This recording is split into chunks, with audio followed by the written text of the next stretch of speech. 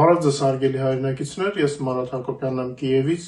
Այսօր Ուկրաինա-Ռուսաստանի լայնածավալ ներխուժման 1381-րդ օրն է, միջազգային եւ ներքաղաքական օրակարգի տեղեկատվությունը բավական ծավալուն է, հուսով եմ չեմ ծանրաբեռնի ձեզ մեր այս եթերով, մեր անալիտիկա ալիքով այս առավոտ արդեն հրապարակել ենք Վլադիմիր Ֆեսենկոյի հետ հարցազրույց եւ ակնկալում եմ, որ հնարավորություն ունեցել եք դիտել այն, ովքեր դեռ չեն դիտել, կարծում եմ արժի դիտել ամբողջական պատկերի համար։ Այս եթերում ցանկանում եմ ներկայացնել ընթացիկ իրավիճակը, հատկապես հաշվի առնելով հանգստյան օրերի առաջ ձևավորված հիմնական զարգացումները։ Այսօր բավականին ուշագրավ ազդակ է ստացվել Վաշինգտոնից, Ամերիկան հրապարակել է ազգային անվտանգության նոր ռազմավարությունը, որի առանցքային տարրերից մեկը նշվում է Ուկրաինայում պատերազմի ավարտը։ Առաջին հայացքից դա շատ լավ նպատակ է եւ պետք է դիտվի որպես դրական եւ ողջունելի, բայց փաստաթղթում ներկայացված են մի շարք դրույթներ, որոնք ուժեղացնում են կասկածները, որ Սպիտակ տան մոտեցումները առնվազն մասամբ պայմանավորված են ռուսական շահերով։ Մասնավորապես Վաշինգտոնը Ռուսաստանի հետ ռազմավարական կայունության վերականգնումը նշում է որպես իր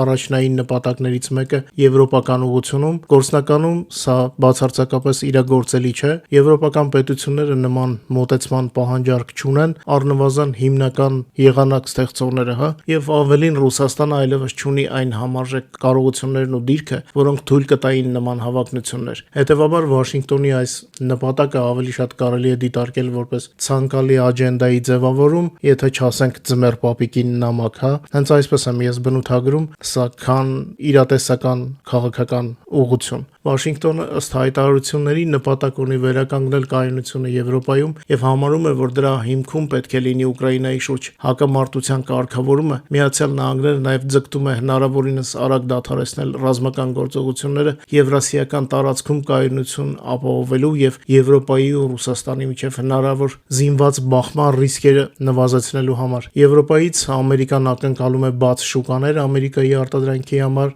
ինչպես ձևակերպում է Սպիտակ տունը, արդար մրցակցային պայմաններ ամերիկյան բիզնեսի նկատմամբ։ Վատ չի կոմերսանտ Տրամփի համար։ Նոր ռազմավարության համաձայն Ամերիկան նաև ցանկանում է, որ ՆԱՏՕ-ն այլևս չդիտվի որպես անվերջ ընդլայնվող դաշինք եւ որ Եվրոպան ավելի մեծ չափով ստանձնի սեփական պաշտպանության ապահովման պատասխանատվությունը։ Սա կարող ենք ընկալել Ամերիկայի ՆԱՏՕ-յում մասնակցության սառեցումը, հատկապես Reuters-ը նման տեղեկատվություն էր տարածել, կամ ընդհանրապես ՆԱՏՕ-ն երկրորդական կառույցի տեղ են դնում Ամերիկայում, կարճ ասած, ասում եմ մեր վրա հույս մի դրեք, դաշնակից ենք, բայց իբր կարևոր գործեր ունեն, էլի դե։ Տղաները Ռուսաստան են գնում, չէ բուրեկ են ուտում, զբաղված տղերք են, էլի, Ինձ թվում է բացի սարկազմից այլ կերպ չեն կարող վերաբերվել նման կետերին։ Այս հարցին ես այսօր նույնպես անդրադարձել եմ անալիտիկա ալիքի եթերով, որ Վաշինգտոնի այս մոտեցումները ըստ էության համընկնում են Ռուսաստանի երկարամյա ցանկությունների հետ, որոնց իրականացմամբ այժմ զբաղված է Թրամփի վարչակազմը, եւ որպիսի իրենց հասցեին եղած կասկածները նվազեցնեն, օգտագործել են պատժամիջոցներ Ռուսաստանի դեմ։ Սակայն չնայած այդ պատժամիջոցները ոչ միայն նպաստում են Ուկրաինայի դիրքերի ամրապնդմանը, վնաս հասցնելով Ռուսաստանի տնտեսությանը, պետք է նշենք, որ Միացյալ Նահանգները միաժամանակ այդ սահմանափակումների միջոցով դուրս է բերում Ռուսաստանի նավթագազային շուկայից որպես մրցակից։ Բիզնես, նիչեво личного, Քաղաքական տեսանկյունից էլ Ամերիկան չի ձգտում Ռուսաստանի կործանմանը, որպեսզի թուլացած Ռուսաստանը չհայտնվի Չինաստանի ոտքերի տակ կամ ավելի կոռեկտ ազդեցության տակ։ Ճիշտ այդ պատճառով Սպիտակ տունը ներկայում փորձում է ապահովագրել Ռուսաստանի գոյության քաղաքական հիմքերը, անտեսելով իրական տնտեսական վիճակը, Ռուսաստանը գտնվում է այնպիսի տնտեսական ճգնաժամի փուլում, որից ելք այլևս չի կարելի դիտարկել։ Եվ սա ոչ թե իմ եզրահանգումն է, այլ այն փորձառու ռուս տնտեսագետների գնահատականը, ովքեր ժամանակին ձևավորել են Ռուսաստանի տնտեսական դպրոցը։ Օրերս Արմեն Չիբուխչյանը Լիպսիցի հետ հարցազրույց էր ձայնագրել, ովքեր դեռ չեն տեսել, մեր եթերի նկարագրության մեջ հղումը կդնեմ։ Փորձառու տնտեսագետների համոզմամբ Ռուսաստանի տնտեսական համակարգը այլևս չունի կենսունակություն։ Մինչդեռ մենք Ուկրաինան իրականացնում ենք մեր երկրի կենսունակության ամրապնդման աշխատանքներ։ Միաժամանակ ԱՄՆ վարչակազմի դիրքը հաճախ հակասում է որոշ եվրոպական երկրների դիրքորոշմանը։ Այս գործողությունները հաճախ հակասում են ժողովրդավարական նորմերին, այսինքն Վաշինգտոնում չէին սպասում, որ Ուկրաինան Ռուսաստանին այս կարգի շարքից կհանի, եւ հիմա փորձում են փրկել Ռուսաստանը ամեն կերպ առանց հաշվի առնելով մեր ու Եվրոպայի շահերը։ Սակայն սա նույնպես հիմնական հարցը չէ, ընդհանուր առմամբ այս փաստաթուղթ կոչեցյալում բացակայում են Միացյալ Նահանգների իրական ռազմավարական շահերը, եւ սակայն ավելի շատ արտացոլում է առանձին կորպորացիաների շահերի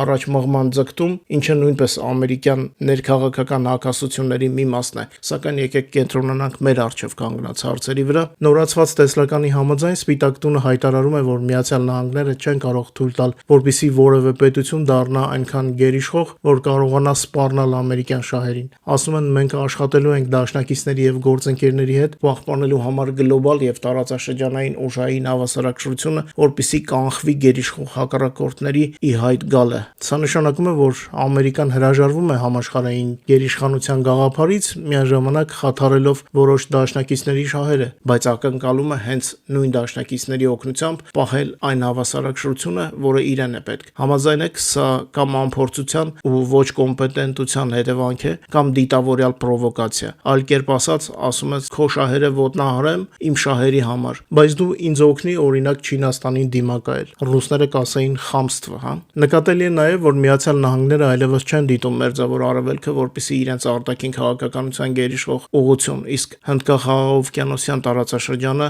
լինելու է կարևորագույն աշխարհաքաղաքական տնտեսական մրցակցության դաշտերից մեկը Վաշինգտոնի համար։ Բացի այդ, ըստ նոր մոտեցումների, ապագայում Ամերիկան պետք է կենտրոնանա Չինաստանի հետ առևտրի վրա, բացառապես ոչ ռազմավարական ապրանքների շրջանակում։ Ցանկության ձևակերպումը գեղեցիկ է, սակայն գործնական մեխանիզմների բացակայության պայմաններում, հատկապես դաշնակիցների շահերի խախտման ֆոնին, այն ավելի շուտ հիշեցնում է ուտոպիա։ Սա հատկապես վտանգավոր եմ համարում այնպիսի երկրների համար, ինչպիսիք են Ուկրաինան եւ Հայաստանը, եւ եթե Կիևը պատերազմում է եւ ստիպված անընդհատ ձեռնարկում է որոշակի քայլեր իր շահերը պաշտպանելու համար, ապա պաշտոնական Երևանը դեռ պետք է ընդունի մի շարք կարևոր որոշումներ իր կենսունակությունը եւ անվտանգությունը ապահովելու համար, բայց կյանքը միայն ամերիկյան ռազմավարական ցանկություններով չի սահմանափակվում։ Ուկրաինական զինուժը այսօր կրկին խոցել է Դոն Կադիրովի հեղինակությունը, հարված հասցնելով Չեչնիայի մայրաքաղաք Գրոզնիին, վստահ եմ Telegram-ում կադրերը արդեն տեսել եք։ Բացի այդ, խոցվել են նաև Կրասնոդարի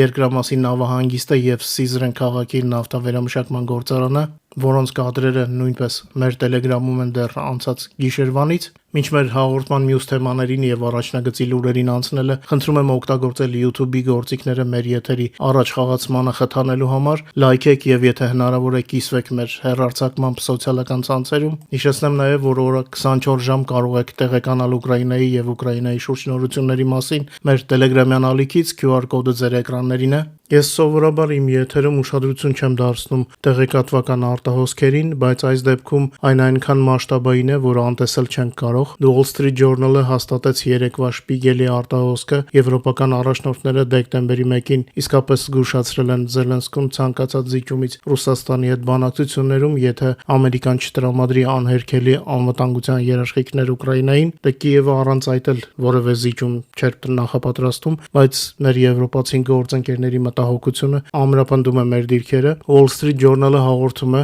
արդեն հղում անելով իր երկու սեփական աղբյուրներից, որ զրույցին մասնակցել են Ֆրանսիայի նախագահ Մակրոնը, Գերմանիայի կանցլեր Մերցը, Եվրոկոմիսիայի նախագահ Ուրսուլա ֆոն դեր Լայենը եւ այլ առաջնորդներ։ Wall Street Journal-ի զրուցակիցների տվյալներով Մակրոնը հայտարարել է, որ Վաշինգտոնին անհրաժեշտ է հստակ ազդակղել եւ համապարփակ բացատրել, թե ինչպես Ամերիկան պետք է պաշտպանի Ուկրաինային։ Եվրոպական առաջնորդները պնդում են, որ Ամերիկան պետք է խաղա գլխավոր դեր Ուկրաինային առաջարկվող անվտանգային երաշխիքների ապահովման մեջ ցանկացած համաձայնագրի շրջանակում։ Գերմանական Շպիգելը դեկտեմբերի 1-ին հաղորդել է Զելենսկու եւ եվրոպական առաջնորդների հերոսային զրույցի մասին հղումով ձայնագրության։ Շպիգելի տվյալներով զրույցի ընթացքում եվրոպական առաջնորդները արտահայտել են մտահոգություն, որ Ամերիկան կարող է հավատարմություն չպահել Ուկրաինայի նկատմամբ տարածքային հարցերում, չտրամադրելով հստակություն անվտանգության երաշխիքների առումով, իսկ Ֆինլանդիայի նախագահ Ստուբը հայտարարել է, որ Ուկրաինան եւ Զելենսկուն չի կարելի թողնել միայնակ այդ մարդկանց հետ, նկատի ունենալով Մոսկվա ժամանած բանակցողներ Սթիվ Վիտկոֆին եւ Ջարեդ Քուշներին։ Զրույցի մասնակցած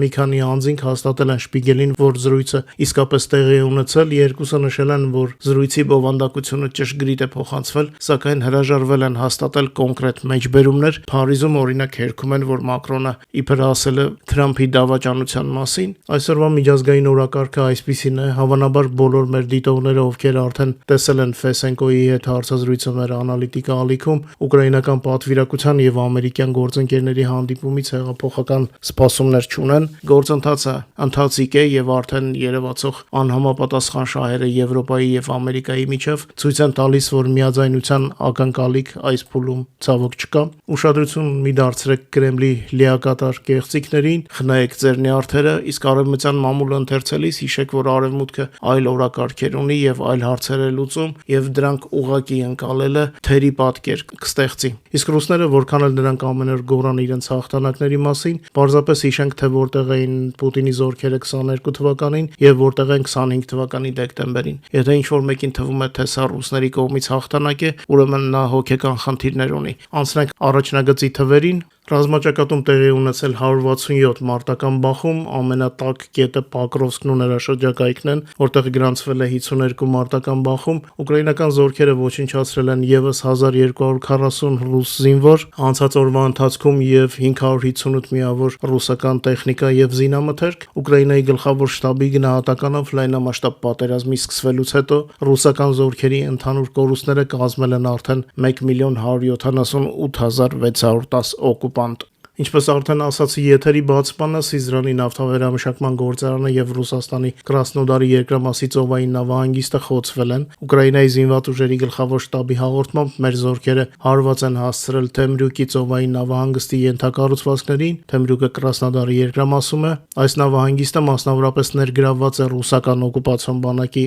ապահովման գործում։ Գրանցվել է օբյեկտի տարածքի խոցում, որի հետևանքով առաջացել է հրդեհ, առավել մանրամասները դեռ ճշտվում են, բացի այդ գլխավոր շտաբի հաղորդմամբ վնասվել է Սամարայի մարզի Սիզրանի նավթավերամշակման գործարանի հզորությունները։ Այդ գործարանի տարեկան վերամշակման ծավալը կազմում է 7-ից 9 միլիոն տոննա նավթ։ Այս գործարանը նույնպես ներգրաված է Ռուսաստանի զինված ուժերի ապահովման գործում։ Գրանցվել է դրոնի հարված գործարանի տարածքին հրդեհի առաջացմամբ, նախնական տեղեկություններով վնասվել է վերամշակման կարևոր սարքավորում։ Գլխավոր շտաբը նաև հաստատել է Սարատովի նավթավերամշակման գործարանի նախորդ հարվածի արդյունքները, այնտեղ նույնպես վնասվել է նավթի առաջնային մաքրության սարքը, որը շատ թանկ է եւ հիմնական սարքն է հանդիսանում գործարանի։ Ռուսաստանի Չեչնիայի տարածաշրջանը դեկտեմբերի 5-ին նորից ենթարկվել է դրոնների հարվածի։ Հարվածի տակ է հայտնվել Գրոզնի Սիթի բարձրահարկ համալիրի տարածքը, որտեղ մասնավորապես տեղակայված են պետական կառույցների գրասենյակները։ Մեկ աշտարակում վնասվել են մի քանի հարկեր, առաջացել է հրդեհ,